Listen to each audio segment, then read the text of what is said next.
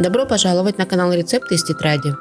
Сегодня я предлагаю приготовить греческий суп авголемона, что переводится как яйцо с лимоном.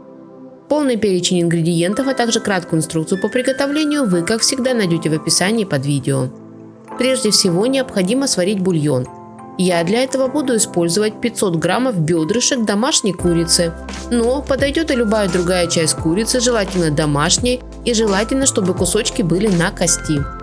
Перекладываем курицу в кастрюлю и добавляем сюда же 1 луковицу, 1 морковь и 3-4 лаврового листа. Также по желанию можно добавить немного сельдерея и других овощей и приправ, которые вы обычно добавляете в бульон. Наливаем в кастрюлю 1,5 литра воды и ставим ее на огонь, где сначала доводим содержимое до кипения, а затем варим до полной готовности курицы. Готовый бульон снимаем с огня и достаем из кастрюли все, что с ним варилось. Мясо курицы нужно будет потом разобрать и по желанию добавить в готовый суп, а все остальное уже не понадобится. Снова ставим бульон на огонь и берем 150-200 граммов круглого риса крахмальных сортов или мелкой пасты орзо.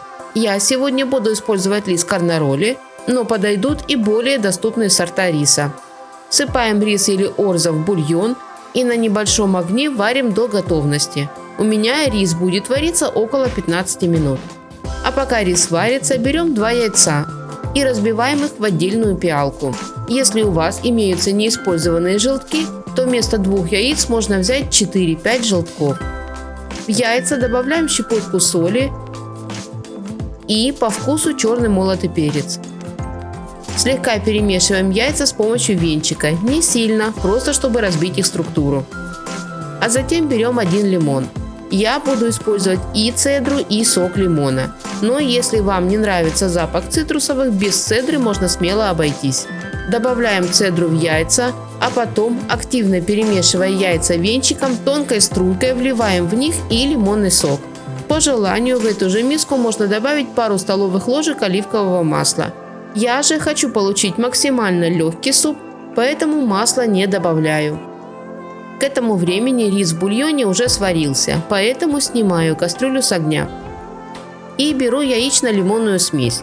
Не прекращая активно перемешивать смесь венчиком, тонкой струйкой вливаю в нее пару половников горячего бульона, следя, чтобы яйцо не свернулось.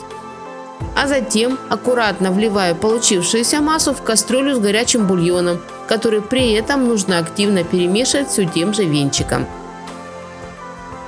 В итоге получается вот такой вот ароматный суп с нежным шелковистым вкусом, который сейчас самое время посолить по вкусу.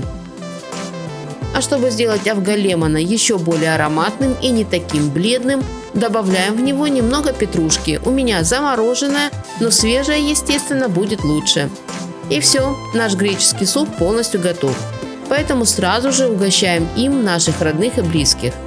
Как я уже говорила, по желанию перед подачей в тарелку супа можно добавить кусочки отварной курицы, а также немного отварной же моркови, пару долек лимона или лайма и пару веточек свежей зелени. Сразу скажу, что вкус авголемона может понравиться не всем, поскольку он сильно отличается от привычного нам классического вкуса куриного супчика. Но, на мой взгляд, это отличный вариант антипростудного супа, легкого, но при этом сытного, что сейчас очень актуально. А еще я обязательно буду готовить авголемона летом, поскольку он не только легко готовится и хорошо насыщает, но и отлично освежает. Так что готовьте, пробуйте и не болейте. Мира всем нам, здоровья и чистого неба над головой.